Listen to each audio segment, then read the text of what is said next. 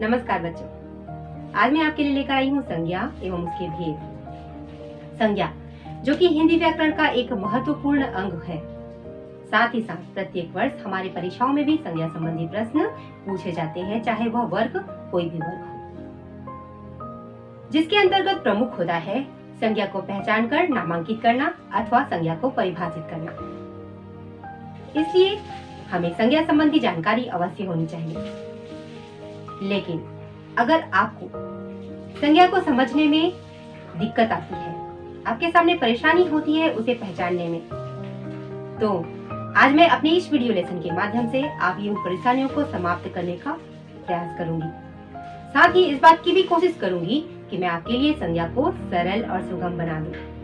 लेकिन उसके लिए आवश्यक है आपका मेरे साथ इस वीडियो लेसन में प्रारंभ से अंत तक बने रहना। तो चलिए प्रारंभ करते हैं और देखते हैं संज्ञा किसे कहते हैं। इससे पहले कि मैं संज्ञा को परिभाषित करूं, आप स्क्रीन पर दिए जा रहे शब्दों को ध्यान से देखिए और पढ़िए।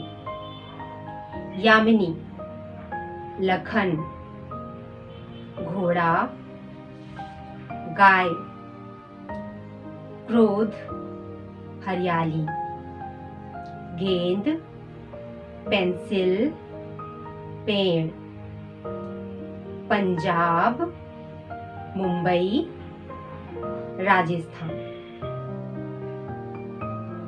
बच्चों, ये क्या है? ये शब्द क्या प्रदर्शित कर रहे हैं? इन शब्दों को देखकर हमें पता चला कि ये शब्द हमें किसी व्यक्ति, वस्तु, स्थान, भाव अथवा प्राणी के नाम का बोध करा रहे हैं और ये सारे शब्द संज्ञा शब्द कहलाते हैं।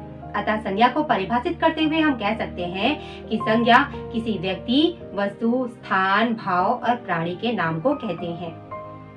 इसके अतिरिक्त धातु एवं अधातु, मौसम, दिन, माह एवं रिश्ते नातों के नाम भी संज्ञा कहलाते हैं। इसका अभिप्राय यह हुआ कि आपके आसपास रहने वाले समस्त लोगों का नाम, आपके परिवार, पड़ोसी, दोस्तों का नाम, आपके घर में विद्यमान सारी वस्तुओं का नाम, आपके आसपास रहने वाले समस्त प्राणियों और जंतुओं का नाम, पक्षियों का नाम, रिश्ते नातों का नाम। इसके अतिरिक्त आपके गांव, शहर, कस्बा, जिला, राज्य, देश और यहाँ तक कि विदेश का नाम भी संज्ञा होता है और ये सारे शब्द संज्ञा शब्द कहलाते हैं। मुझे आशा है कि आप संज्ञा को समझ गए होंगे। चलिए अब देखते हैं संज्ञा के भेद। बच्चों, संज्ञा के मुख्यतः 3 भेद हैं: व्यक्तिवाचक संज्ञा, जातिवाचक संज्ञा एवं भाववाचक संज्ञा। लेकिन अभी वर्तमान में अंग्रेजी व्याकरण के 2 अन्य संज्ञाओं को, जिनके नाम है द्रव्यवाचक संज्ञा एवं समूह या समुदायवाचक संज्ञा, को हिंदी व्याकरण के अंतर्गत जातिवाचक संज्ञा के अंतर्गत शामिल कर लिए जाने के कारण अब इनकी संख्या 5 हो गई है। चलिए इन 5 संज्ञाओं के नाम दोहरा लेते हैं: व्यक्तिवाचक संज्ञा, जातिवाचक संज्ञा, भाववाचक संज्ञा एवं जातिवाचक संज्ञा के अंतर्गत द्रव्य या पदार्थवाचक संज्ञा और अंत में समूह या समुदायवाचक संज्ञा। चलिए अब प्रथम भेद व्यक्तिवाचक संज्ञा को समझ लेते हैं। इससे पहले कि मैं व्यक्तिवाचक संज्ञा को परिभाषित करूं, आप स्क्रीन पर दिए जा रहे उदाहरणों को पढ़िए। उदाहरण नंबर 1, पंडित जवाहरलाल नेहरू को बच्चे अत्यंत प्रिय थे। यहाँ पर पंडित जवाहरलाल नेहरू एक विशिष्ट व्यक्ति है, अतः हमने यहाँ उनके नाम से उन्हें संबोधित किया है। दूसरा उदाहरण, ताजमहल आगरा में स्थित है। इस उदाहरण में हम एक निश्चित स्थान का नाम लेते हुए यह बता रहे हैं कि भारत का एक प्रसिद्ध इमारत ताजमहल इस निश्चित स्थान आगरा में स्थित है। तीसरा उदाहरण, रामायण हिंदुओं का एक पवित्र ग्रंथ है। यहाँ पे हमने एक विशिष्ट किताब या कहें विशिष्ट वस्तु को उसके नाम से पुकारते हुए बताया है कि वह हिंदुओं का पवित्र ग्रंथ है।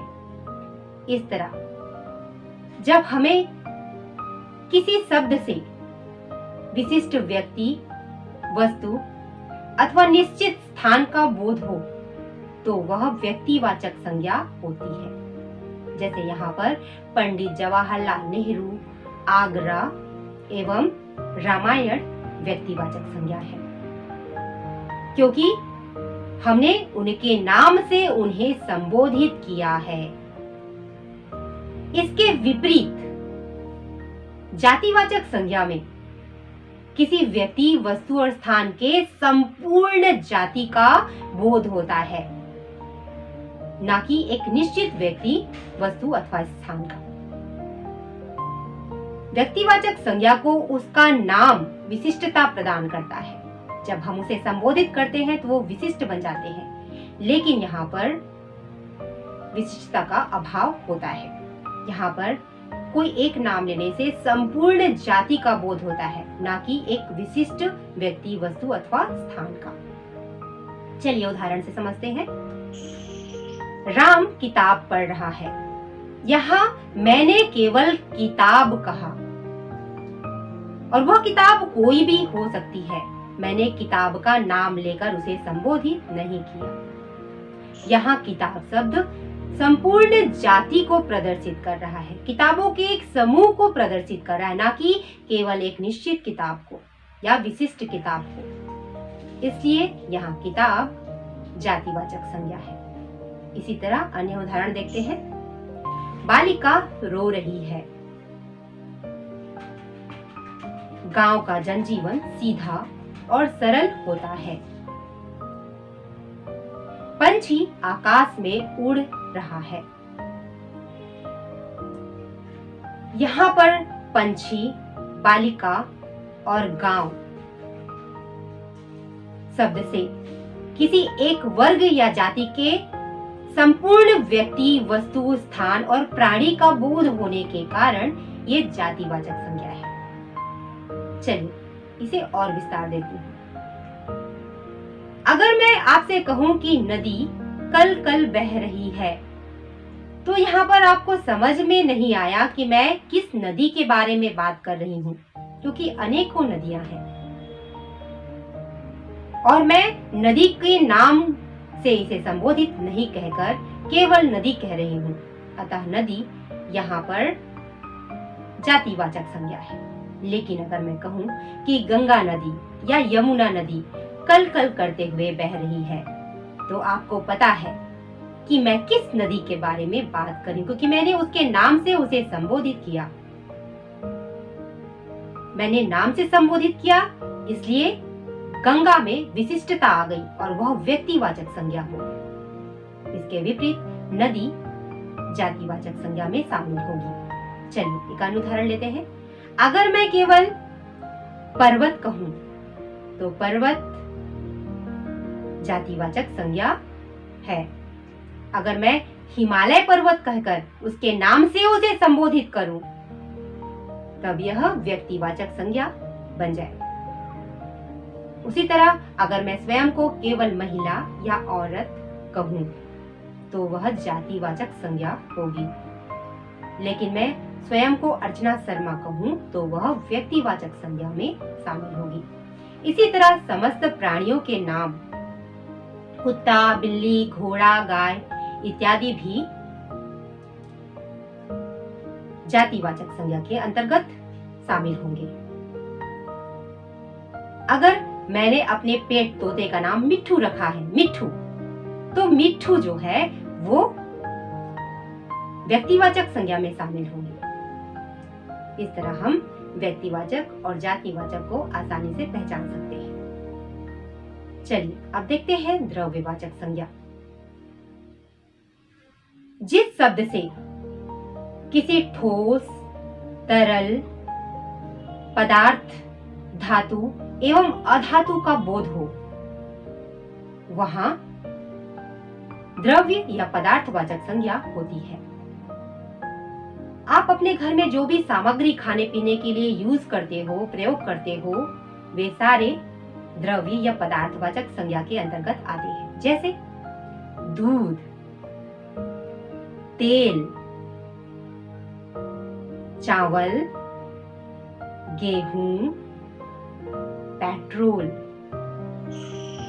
बच्चों, एक बात और ध्यान रखनी है कि पदार्थवाचक या द्रव्यवाचक संज्ञा के अंतर्गत वह सामग्री आती है जिसे नापा या तौला जा सकता है या जिससे अन्य चीजें बनाई जा सकती हैं या बनाई जाती हैं। वह द्रव्यवाचक संज्ञा कहलाता है या पदार्थवाचक संज्ञा कहते हैं उसे। चलिए अब बढ़ते हैं समूह या समुदायवाचक संज्ञा की ओर। जैसा कि नाम से ही स्पष्ट हो रहा है, समूह, चाहे वो प्राणियों का समूह हो, जंतुओं का समूह हो, पक्षियों का समूह हो या मानव समूह हो, जिस शब्द से हमें समूह का बोध होता है वह समूह या समुदायवाचक संज्ञा कहलाता है। जैसे सभा, सम्मेलन, भीड़, परिवार, कक्षा, मेला, सेना, गुच्छा इत्यादि से हमें समूह का पता चलता है। गुच्छा या फूलों का हो सकता है या चाबियों का। सभा, सम्मेलन, भीड़ ये लोगों की होती है। झुंड प्राणियों की हो सकती है, जानवरों की अथवा पंछियों की। उसी तरह परिवार में सदस्य रहते हैं,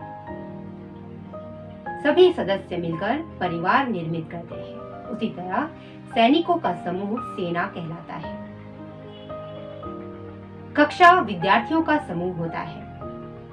चलिए अब अंतिम संज्ञा भाववाचक संज्ञा को देखें। भाववाचक संज्ञा किसे कहते हैं? जिन शब्दों से किसी व्यक्ति, वस्तु, स्थान अथवा किसी प्राणी के गुण, दोष, दशा, धर्म और अवस्था का बोध हो वह भाववाचक संज्ञा कहा जाता है।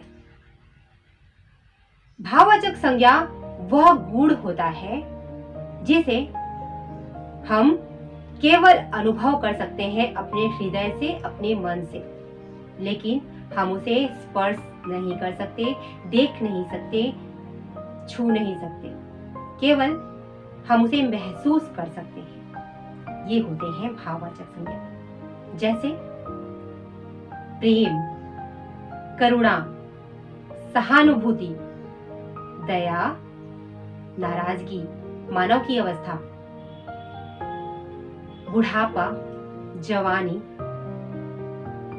इस तरह से जब हमें किसी शब्द से गुण, दोष, दशा, अवस्था का बोध होता है वहां भाववाचक संज्ञा होती है।